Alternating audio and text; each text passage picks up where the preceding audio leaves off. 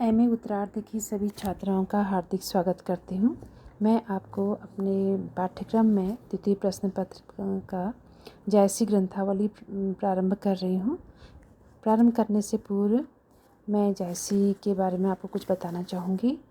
और जायसी इस पद्मावत में हमारे सिंहलदीप वर्णन और नागमती वियोग वर्णन आएगा।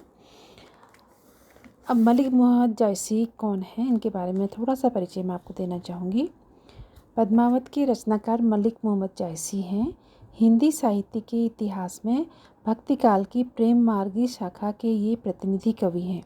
आचार्य रामचंद्र शुक्ल ने हिंदी साहित्य की त्रिवेणी तुलसी सूर जायसी में इनको स्थान दिया है। शुक्ल जी की मान्यता है कि जायसी के समय तक भारतीय जनता राम और रहीम की एकता को स्वीकार कर चुकी थी।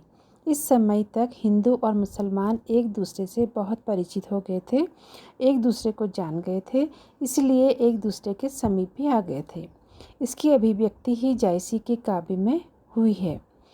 आचार्य रामचंद्र शुक्ल ने इन सूफी कवियों की विशेषता बतलाते हुए कहा है कि अपनी कहानियों द्वारा इन्होंने प्रेम का शुद्ध मार्ग दिखाते हुए उन सामान्य जीवन दशाओं को सामने रखा जिनका मनुष्य मात्र के हृदय पर एक प्रभाव दिखाई पड़ता है।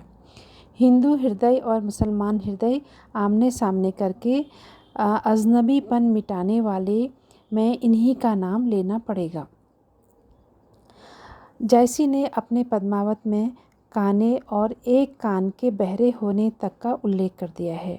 जायसी साधु प्रकृति के व्यक्ति थे और एक गृहस्थ किसान के रूप में जायस में रहते थे। अमेठी के तत्कालीन राजा उनसे बहुत प्रभावित थे और सामान्य जनता में भी उन्हें पहुंचा हुआ फ़कीर से माना जाता है।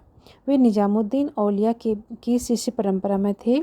सूफी फ़कीरों के अलावा हिंदू साधु संतों से भी उनका घनिष्ठ संपर्क रहा था, जिससे उन्होंने हठ योग, वेदांत, रसायन आदि का ज्ञान प्राप्त किया। जैसी विचार और व्यवहार में बहुत उदार थे और अन्य सूफियों की तरह किसी भी तरह की कट्टर और संकीर्णता उनमें नहीं थी। जायसी कृत पद्मावत हिंदी साहित्य का एक अनूठी बेजोड़ साहित्यिक और सांस्कृतिक कलाकृति है। हिंदी जाति की ऐसी कृति और कृतिकार पर हमें गर्व है जिसने अपने विचारों के माध्यम और हिंदी जाति के जीवनानुभव से ऐसी कलात्मक कृति का सृजन किया।